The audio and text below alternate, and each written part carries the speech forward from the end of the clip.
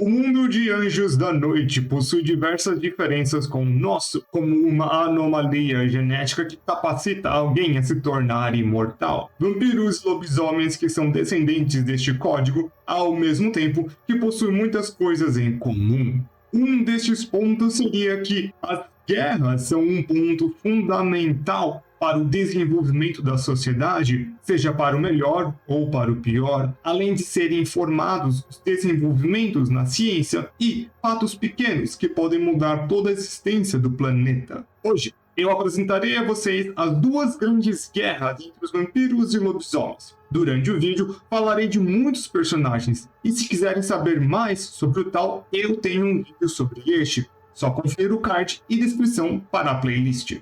Antes de abrirmos o livro de história, gostaria de convidar a todos a se inscrever no canal, dar um like, um comentário e agora também pode ser membro do canal e colaborar diretamente os vídeos serem feitos. Este vídeo falará sobre a guerra e seus diversos aspectos. Em nenhum momento quero defender que essas coisas são boas ou que apoio violência. Estou apenas dando um olhar mais lógico, tendo em vista as consequências do passado que não podemos mudar. A primeira guerra entre as espécies aconteceu em algum momento no século VII. Os irmãos Corvíneos foram transformados dos primeiros dos lobisomens e dos vampiros. Isso, pois eles tinham herdado a anomalia genética do pai deles, que entraram em contato com outras infecções. William foi mordido por um lobo e se tornou o primeiro dos lobisomens. E com isso, ele perdeu totalmente a sua humanidade, atacando a todos em seu caminho. E com isso, causa um rastro de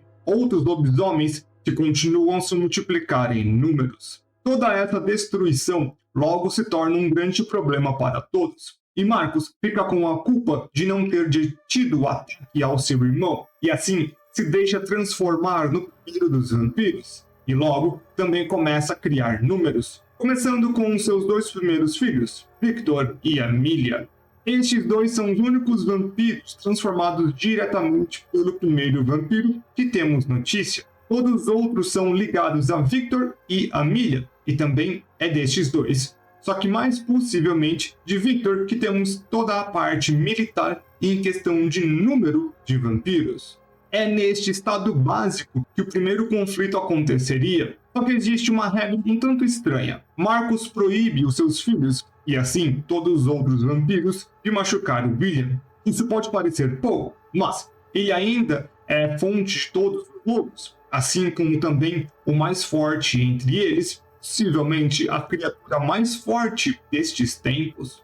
Vamos falar um pouco mais sobre os lobisomens, entender como eles funcionam, as tropas dos lobos e suas forças e fraquezas, assim também como a organização. A grande vantagem dos lobisomens é a sua fisionomia avançada. Eles são capazes de feitos muito grandes de força e resistência, e isso sem quase nenhum tempo de experiência. Até mesmo os mais novos entre as crias de William seriam capazes de derrotar vampiros com facilidade. Toda essa vantagem anatômica vem com dois grandes problemas. Primeiro é que eles se tornam menos racionais devido à doença de William ao ser infectado pelo lobo, possivelmente a raiva. Aqueles transformados também ficam um tanto insanos. Apesar de serem capazes de um instinto de autopreservação e conseguir elaborar táticas muito simples, eles não conseguem se organizar de forma muito coesa, o que causa um outro problema. Eles não conseguem se organizar e nem mesmo voltar à sua forma humana. Todo este poderio é muito mal utilizado quando aqueles que o têm conseguem apenas andar em pequenos bandos, parecendo com os lobos que deram o DNA para eles. Dessa forma, ainda que tenham um grande número, nunca seriam realmente uma força sem o William. E o segundo grande defeito seria prata. Este material, ainda que raro, principalmente nos tempos antigos, consegue ferir com muita gravidade um lobisomem. Até mesmo o mais simples contato com o material pode causar grande desconforto no lobo. Logo, a prata é uma grande vantagem para os vampiros nobres que podem forjar tal. Principalmente usar estes como projéteis, vemos que temos bestas com pontas de prata que, ainda que não derrubem totalmente um lobisomem, seria capaz de ferir e com muitas finalizar, já que a dor é muito grande.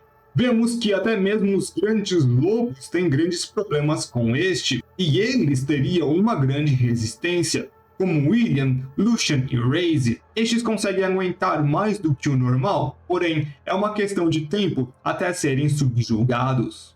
E todo este paralelo social é um dos grandes temas de Underworld. Os vampiros demonstram a aristocracia e o poder do dinheiro, enquanto os lobisomens e Lycans sendo mais voltados para a plebe, e a guerra sendo de ideias de quem você é ao nascer e o que pode ser.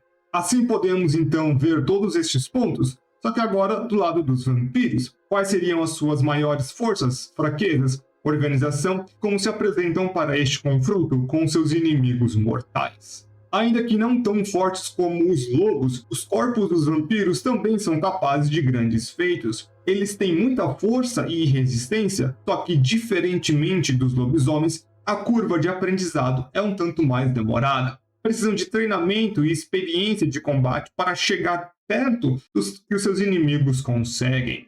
O maior dos exemplos deste seria Victor, que no final de sua vida conseguiria derrubar Lycans com apenas um soco e deter com as mãos Raven e acabar com ele com grande facilidade. Superfeitos que poucos vampiros seriam capazes, porém um bom demonstrativo de tal poder. Onde os vampiros realmente se fortalecem é em sua organização. Sob o comando dos três anciões, os Seres da Noite foram uma sociedade baseada na guerra e aquisição de recursos, sendo estes dinheiro, poder, influência e ainda mais vampiros.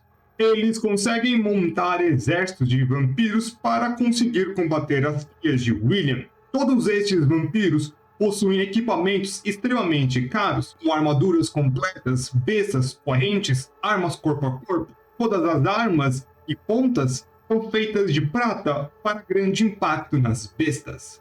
É dessa grande organização e treinamento sob os comandos dos antigos que o mundo todo não foi sobrecarregado com os lobisomens e quase teve um fim cheio de dentes e garras. O conflito obriga os vampiros a se estruturarem de forma defensiva em castelos e cobrando tributos dos humanos para proteger dos animais que eles caçavam. E nenhum outro grupo de vampiros representa isso melhor do que os Mercadores da Morte. O soldado dos vampiros contra a ameaça dos lobisomens, muitos destes treinados por os mais antigos e com os melhores equipamentos que o dinheiro pode comprar e saem à noite para trazer glória ao nome dos vampiros. Este é um conflito que podemos pensar que não seria uma guerra constante a todo tempo, e sim que sempre que o William atingia uma aldeia ou algo do tipo, tinha algum tipo de problema, ou algum lobo que escapasse e formasse uma matilha e precisava ser cuidado. Com o tempo, esse conflito fica insano para todos os envolvidos. Afinal, o ponto final para o conflito é muito simples. Teriam que colocar um fim em William. Isso não acabaria com todos de uma vez, só que tiraria o seu campeão e também aquele que causava novas infecções. Sem ele, seria uma questão de tempo.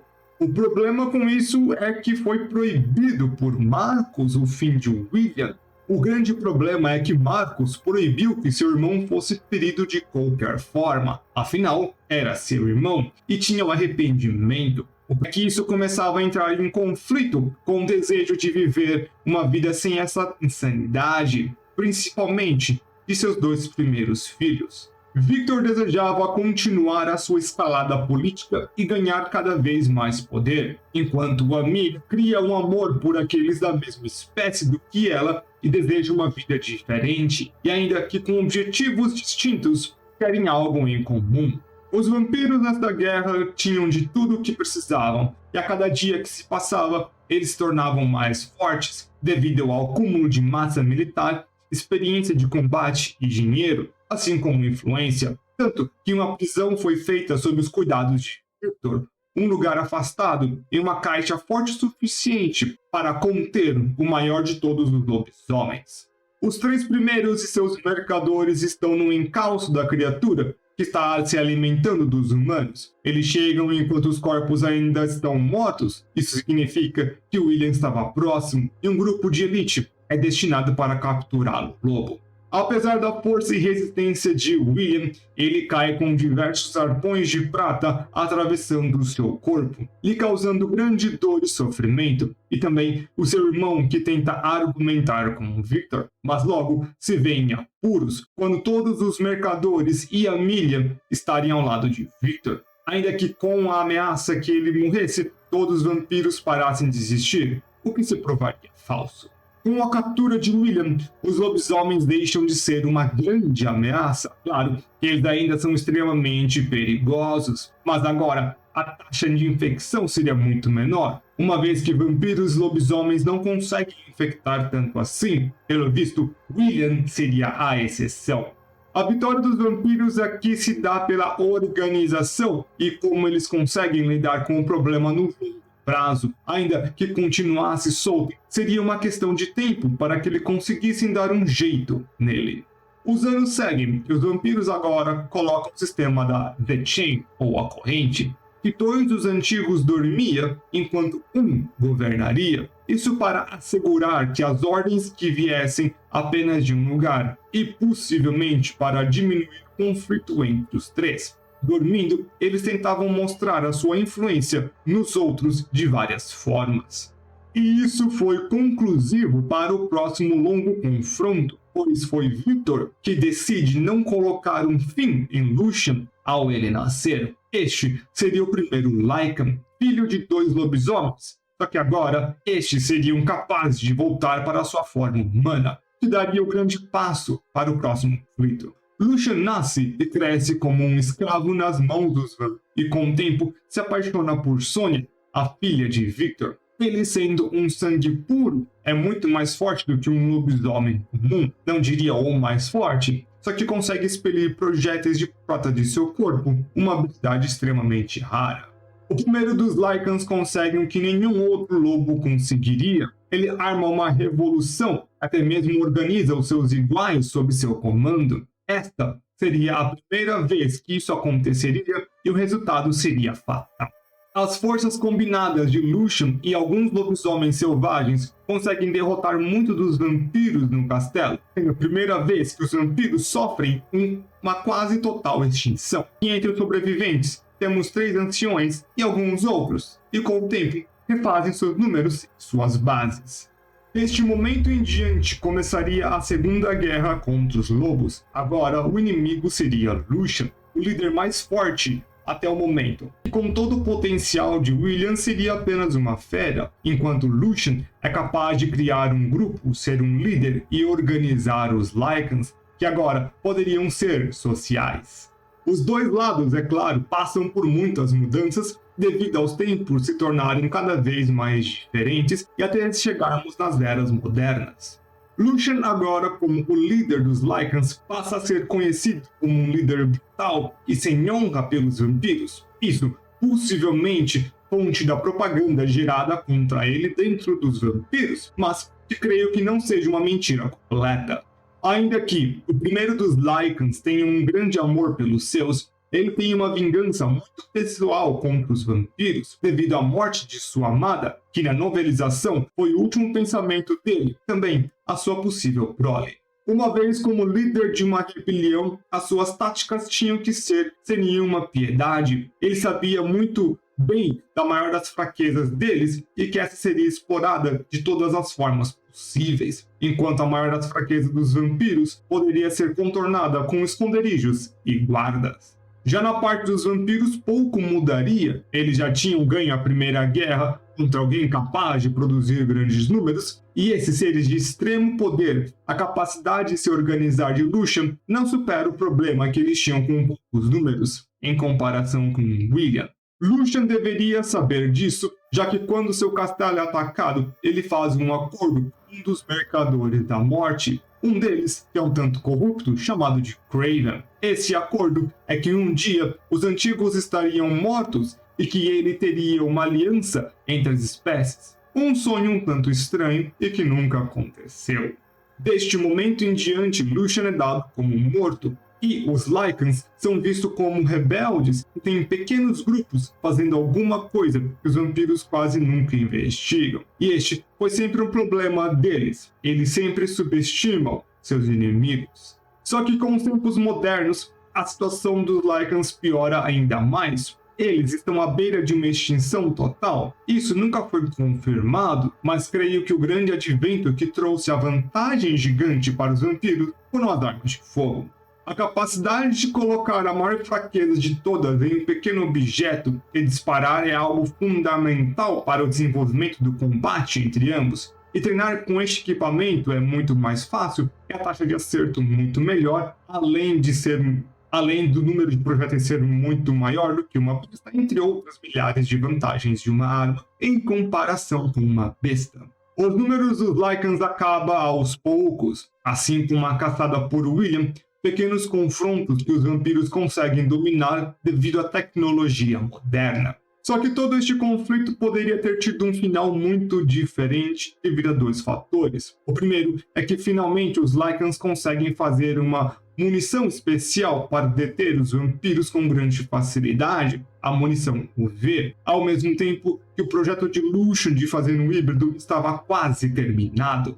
Para o azar de quase todos os envolvidos, em um pequeno período de tempo, os três antigos morrem, assim como Lucian, todos os imortais ficam sem líderes e uma nova era para todos começa. Então, a Segunda Guerra entre as espécies acaba totalmente como eles se conheciam, sem líderes, e basicamente uma mistura total do que aconteceria depois. Em um futuro breve, na série, nós teremos outros dois conflitos, mas estes seriam diferentes dessas duas primeiras guerras que se estendem por muitos anos, e um pouco mais rápidas, além de menor em escala no geral. Se quiser saber mais sobre isso, deixe então o seu like, o comentário, e quer saber mais sobre as outras guerras contra os vampiros. Se está curioso para saber então sobre todas as espécies, tem um vídeo muito interessante aqui, que é todas as espécies de Underworld, assim como temos muitos mais vídeos e playlists. Então, deixa aqui então aquele like, comentário, se inscreve no canal. Vejo todo mundo então aí na próxima.